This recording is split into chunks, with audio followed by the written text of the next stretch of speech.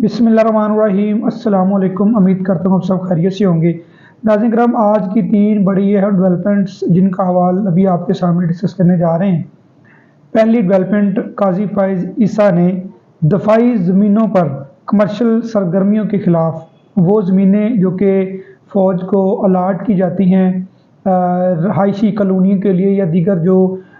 उनको अलाट की जाती हैं, तो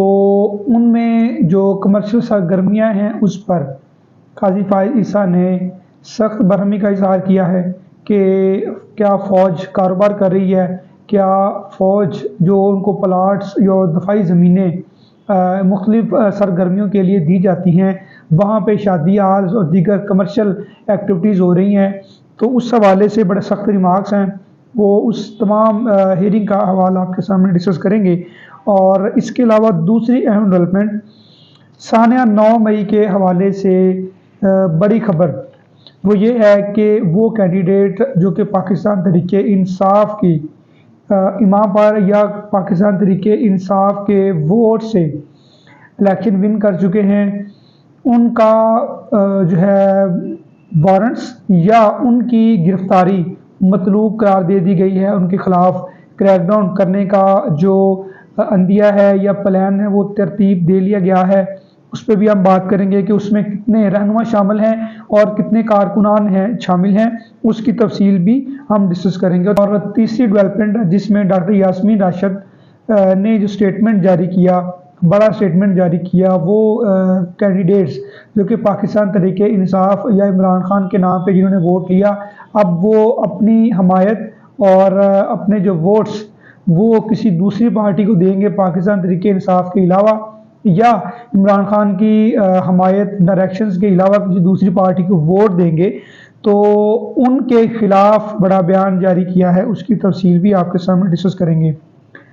तो पहली डेवलपमेंट जस्टिस काजी फाइज ईसा साहब ने आज जो समाअत हुई दफाई ज़मीनों को जो फ़ौज के अलाट की जाती हैं फ़ौज को कि आपने मुख्तलिफ़ एक्टिविटीज़ के हवाले से या दीगर, क्योंकि पाकिस्तान के तमाम अदारों को उनकी एक्टिविटीज़ के लिए जैसे पुलिस है, ब्यूरोक्रेसी है या जुडिशरी है, सबको ज़मीनें अलाट की जाती हैं सरकार की जानिब से। तो जो चीज़ काजी फाइज ईसा साहब के सामने आज केस फिक्स हुआ,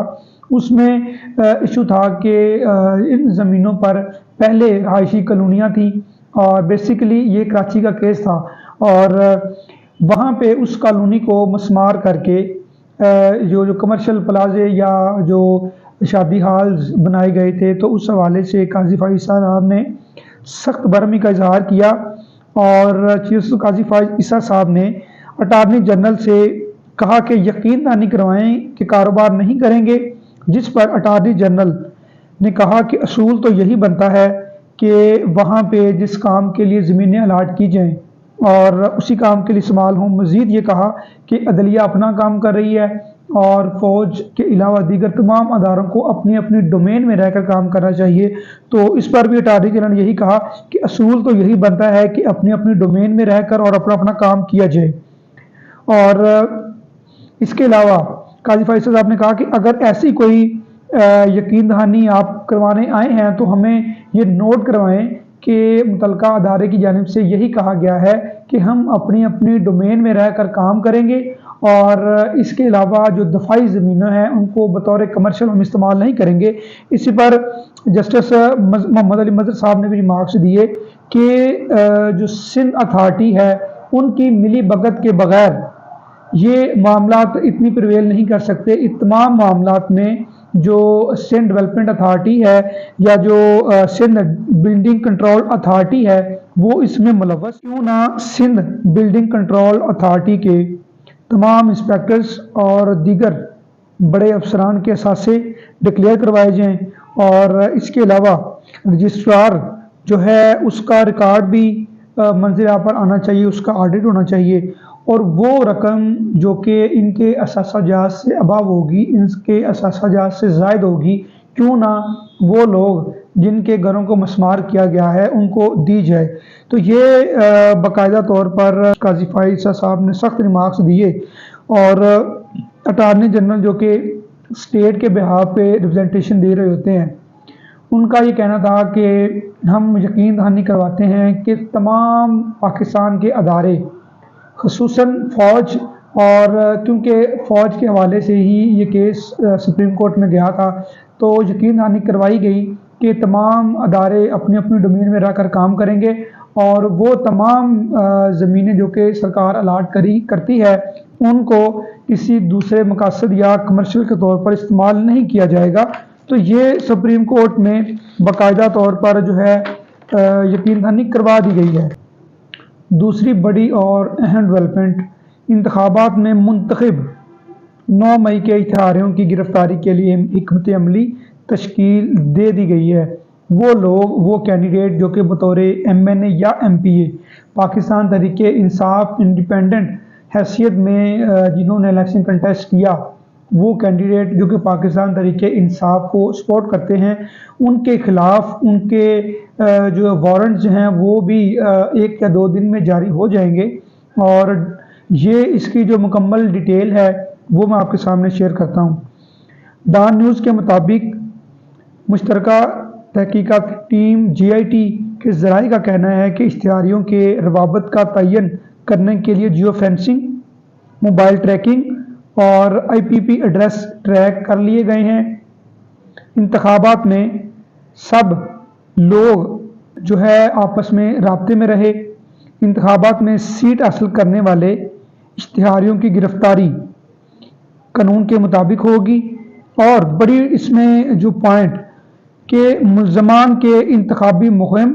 और नताइज के दौरान मुसलसल कारकुनों से राब्ते रहे हैं। इश्तिहारियों की लोकेशन मालूम करने के लिए FIA और दीगर अदारों की मदद ली जा रही है। और इसमें जो नामजद लोग हैं कि कितने इसमें जो मतलूबा लोग हैं, 9 मई मुकदमात में मुलव्वस 22 वो लोग हैं और 282 कारकुनान ताहाल इंतहाई मतलूब हैं। ये बाकायदा तौर पर जो है GIT जो है उसको फ़ाल कर दिया गया है, उसको टारगेट दे दिया गया है कि आपने इन लोगों के ख़िलाफ़ क्रैकडाउन करना है, इनको गिरफ़्तार करना है और कानून के मुताबिक इनके ख़िलाफ़ कार्रवाई होगी। और तीसरी अहम डेवलपमेंट, आज चूँकि डॉक्टर यास्मीन राशिद की आज दहशतगर्दी अदालत में पेशी थी, उनकी समाअत थी, तो वहाँ पे उन्होंने रस्मी गुफ्तगू करते हुए कहा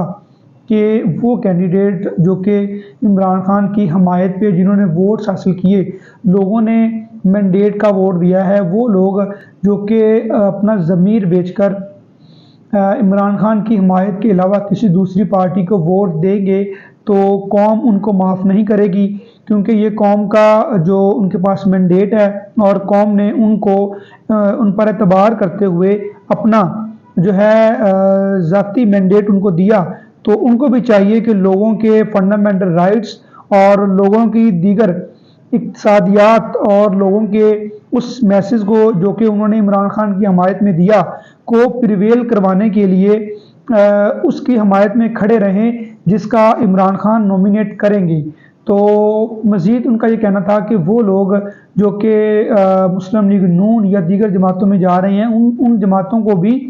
शर्म आनी चाहिए कि किस तरह उन्होंने मंडी लगाई हुई है, लोगों की खरीद फरोख्त कर रहे हैं। ये पाकिस्तान में जो हॉर्स ट्रेडिंग है इसको कलअदम होना चाहिए, इसका जो ख़ात्मा होना चाहिए। ये नहीं होना चाहिए कि आप किसी दूसरी पार्टी से आप विन करके फिर आप उस पार्टी के अगेंस्ट चले जाएं, तो इस तरह के मामला भी नहीं होने चाहिए। ये उनका पैगाम था उन लोगों के लिए जो कि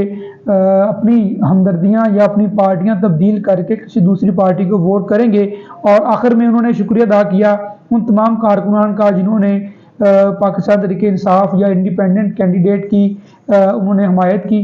तो उन्होंने शुक्रिया अदा किया सबका। अब जो डेवलपमेंट्स मैंने आपके साथ शेयर की, इनमें जो सानिया 9 मई के हवाले से और डॉक्टर यास्मीन राशिद के हवाले से और जस्टिस काजी फाइज ईसा साहब के हवाले से, तीनों वो डेवलपमेंट्स हैं जो कि इस मुल्क की इक़्तिसादियात, इस मुल्क की अखलाकियात और इस मुल्क की सियासियात पर मुबनी हैं। तो इन तमाम मामलात में हम किस साइड पे खड़े हैं, हम क्या अपना रोल अदा कर रहे हैं, क्या हमारे इंस्टीट्यूशंस अपना रोल अदा कर रहे हैं। अपना बहुत ख्याल रखिएगा। अल्लाह हाफिज़।